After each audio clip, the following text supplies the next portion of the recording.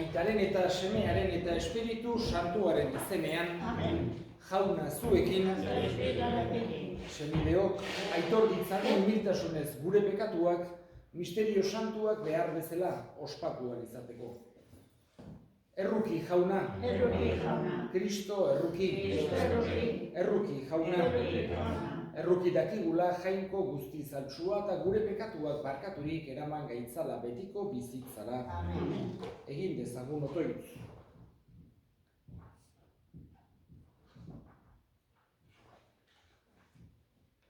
Zeru lurren jangoikoa, zugandik dator on guztia, sartu gure bihotzetan, zure izenaren maitasuna. Lotu gaitzazu gero eta estuago zurekin, gure baitan bizi erazi dezazun ona den guztia, eta bizi erazi duzuna arreta handi zaindu. Zure seme Jesu Kristo gure jaunaren bitartez, zurekin eta Espiritu Santuarekin, jainko eta errege bizi baita, gizaldi eta gizaldietan.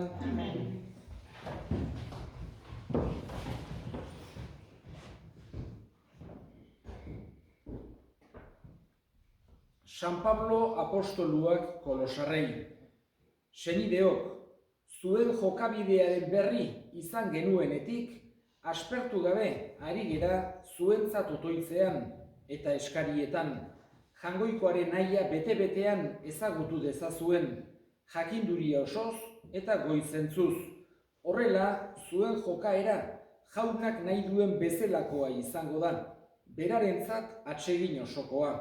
Era guztietako ekintza honen fruituak ekarriko dituzue, eta gero eta gehiago ezagutuko duzue jainkoa. Haren aintzaren ahalmenak indar emango dizue, gauza guztiak eramanpenez eta bihotz zabalez eramateko. Pozez eskerrak emanez aita jainkoari, argian santuen oinorde lagun egin gaituenari. Ilunpearen menpetik atera bai gaitu, eta bere seme maitearen erreinura aldatu. Honengan dugu erospena, honengan pekatuen barkamena. Jaunak esana. Jauna dut hartzai, ez naiz ezen beharrean, lare gurrian arauetzan. Atsedenezko urbizitara ark narama, tan bizkortzen ditarima. Jauna dut hartzai, ez naiz ezen beharrean, lare gurrian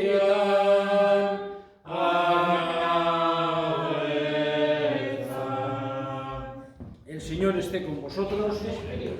Lectura del Santo Evangelio según San Lucas. En aquel tiempo la gente se agolpaba alrededor de Jesús para oír la palabra de Dios, estando él a orillas del lago de Genesaret. Vio dos barcas que estaban junto a la orilla. Los pescadores habían desembarcado y estaban lavando las redes. Subió a una de las barcas, la de Simón, y le pidió que la apartara un poco de tierra. Desde la barca, sentado, enseñaba a la gente. Cuando acabó de hablar, dijo a Simón: «Rema mar adentro y echad las redes para pescar». Simón contestó: «Maestro, nos hemos pasado la noche bregando y no hemos cogido nada, pero por tu palabra echaré las redes». Y puestos a la obra, hicieron una redada de peces tan grande que reventaba la red. Hicieron señas a los socios de la otra barca para que vinieran a echarles una mano. Se acercaron ellos y llenaron las dos barcas, que casi se hundían. Al ver esto, Simón Pedro se arrojó a los pies de Jesús diciendo: «Apártate de mí, Señor, que soy un pecador». Y es que el asombro se había apoderado de él y de los que estaban con él, al ver la redada de peces que habían cogido.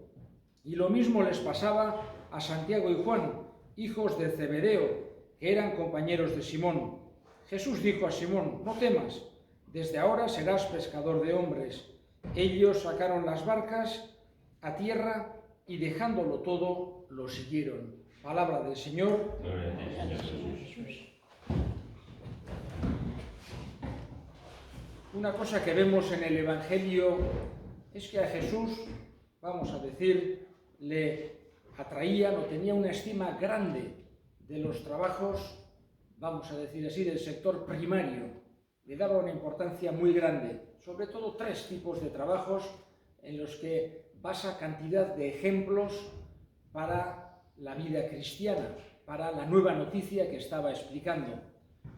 El primero es el trabajo de pastor. Él mismo se nos pone como el buen pastor. Le da una importancia grandísima a ese ejemplo de que el pueblo de Dios es un rebaño y Él es nuestro pastor, que nos quiere, nos conoce, nos protege, nos lleva a buenos pastos, por buenos caminos, etc. Otro trabajo que aparece también mucho es el de la agricultura, el viñador, las viñas que había en aquella época, de manera que Él es la vid, nosotros los sarmientos, el Padre es el dueño de la mies o del viñedo y busca trabajadores para él mismo, etc. Y el tercer trabajo que aparece muchísimo es la pesca. Vemos que varios, por lo menos 4 de los 12 apóstoles, es decir, 1/3, por lo menos eran pescadores, vivían trabajando en la pesca. Y vemos que Jesús acude a ellos y en cantidad de ocasiones aparece Jesús en una chalupa o pescando con los apóstoles, yendo de un lado para otro. Hoy hemos visto enseñando desde una chalupa y luego yendo a mar adentro a pescar. Y nos pone ese ejemplo, pescadores de hombres. De esa manera les estaba diciendo a Pedro, sobre todo Pedro, Santiago, Juan y Andrés, que les cambiaba el trabajo, pero de una manera espiritual, para que atrajeran a la gente a esa nueva, vamos a decir, noticia que estaba trayendo Jesús, para la nueva noticia, el Evangelio que estaba enseñando. Hoy hemos visto este tercer tipo de trabajo, en el ambiente de la pesca, el ambiente del mar, en ese lago de Genesaret, en el que trabajaban allí como pescadores y acudía en tantas ocasiones Jesús con ellos, etc. Y con esto terminaré. Sobre todo, una cosa muy importante cuando vemos este tipo de pesca milagrosa es la confianza en Jesús. Vemos una situación en la que han pasado toda la noche intentando pescar sin ningún éxito, pero le dice Pedro clarísimamente, vemos que Pedro era una persona que hablaba claro, decía lo que pensaba, aunque a veces no tuviera razón, pero él decía claro lo que pensaba, y le dice: hemos estado toda la noche, le dice Jesús, echa las redes. Hemos estado toda la noche aquí y no hemos pescado nada, pero por tu palabra las voy a echar. Es decir, porque se fía de Jesús. Es una cosa fundamental en nuestra vida cristiana, en nuestra vida de fe, esa confianza en Jesús, esa confianza en Dios. Tuvo Pedro y de esa manera vemos que hizo una pesca impresionante. Izugarrizko arrantzu egin zuen, baino batez ere konfiantza hori eduki zuelako Jesusen hitzarengan. Guk ere eskatzen diogu beti eduki dezagula. Gure eguneroko bizitzan, gure kristau bizitzan, konfiantza sakon bat eduki dezagula beti Jesusen hitzarengan. Ama maite Maria,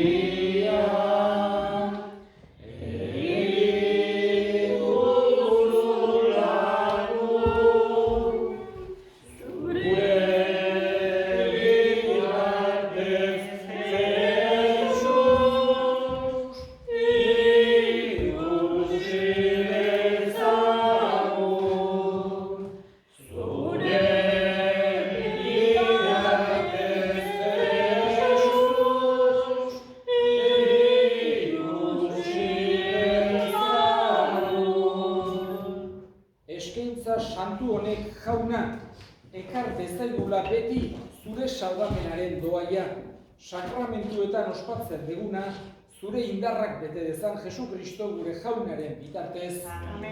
Jauna zuekin, gora bihotzak, eskerrak jangoiko gure jaunari.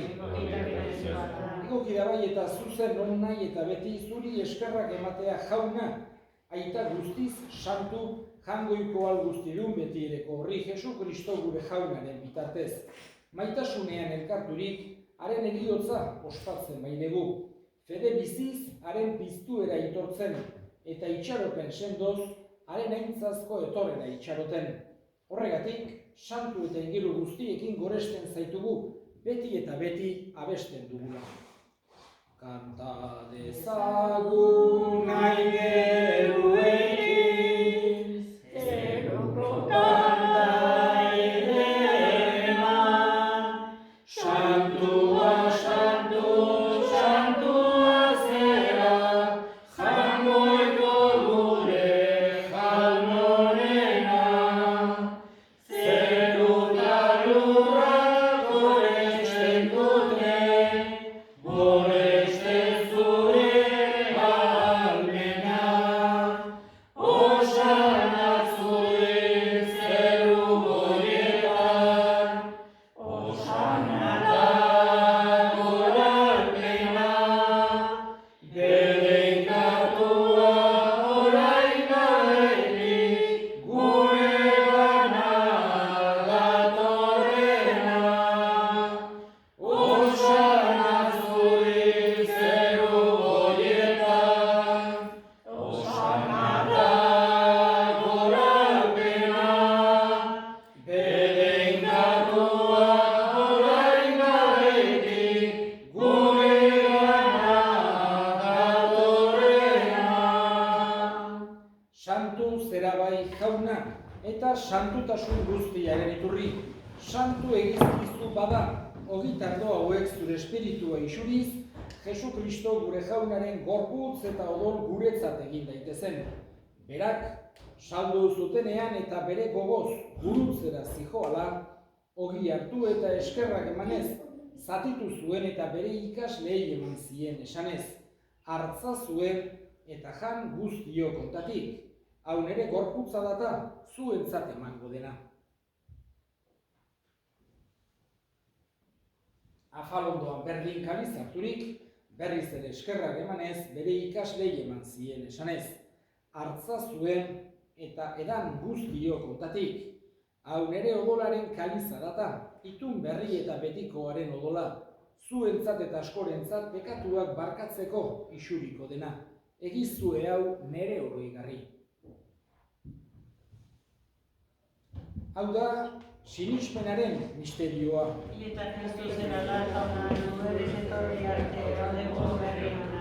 Horregatik jauna, zure semearen eriotza eta piztuera gogoratuz, biziaren ogia eta salbamenaren kaliza eskaintzen dizkizugu zuri eskerrak emanez. Aldarean zure zerbitzari onartu gaituzulako.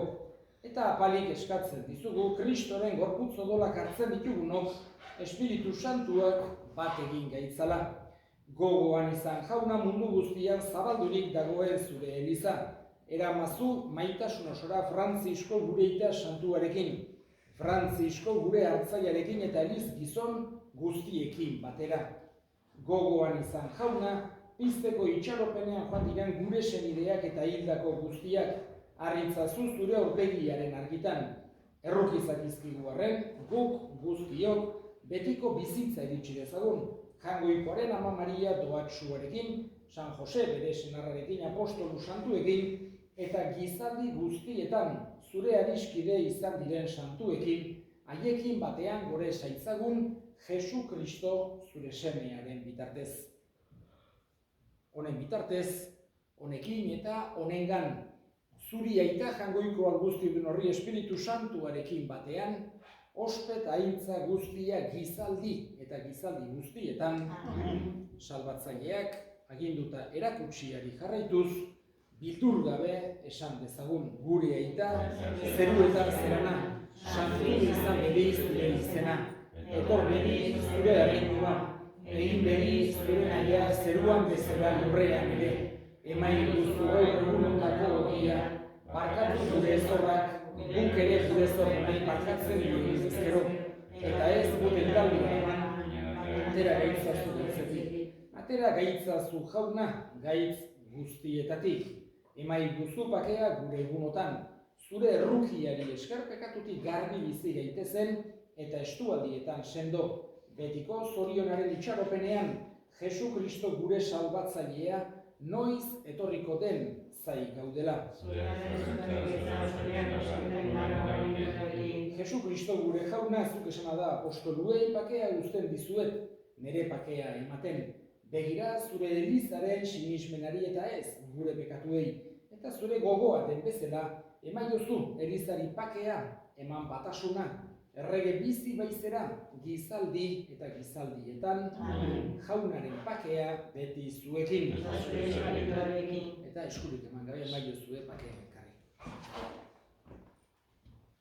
Jangoikoaren bildotsa, zuk entzen dezun munduko pekatua, erroki jauna.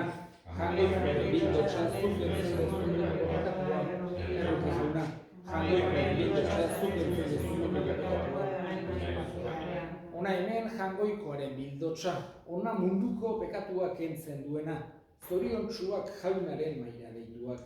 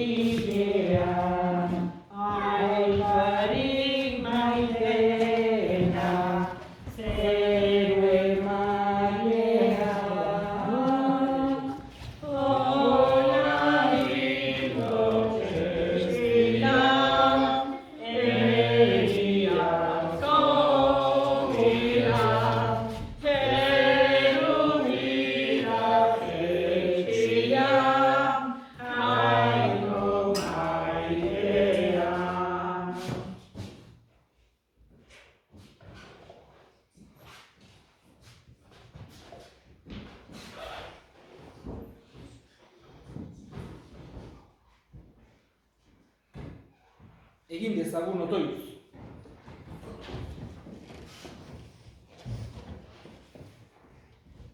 Mai santuko ogi harturik jauna, otoitz egiten dizugu, maitasunaren janari honek bizkor ditzala gure bihotzak, eta eraman gaitzala zu gure senideetan zerbitzatzera.